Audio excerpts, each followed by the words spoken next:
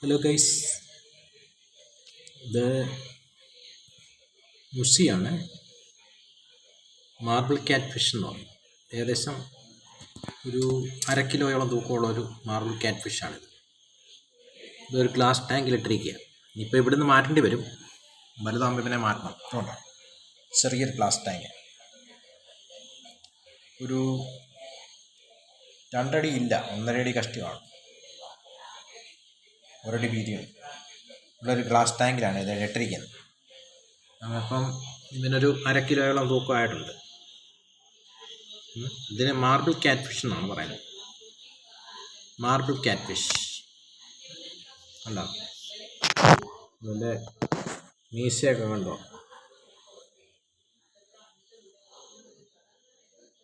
ഇതിനെ വലിയ പാത്രത്തിലേക്ക് മാറണം.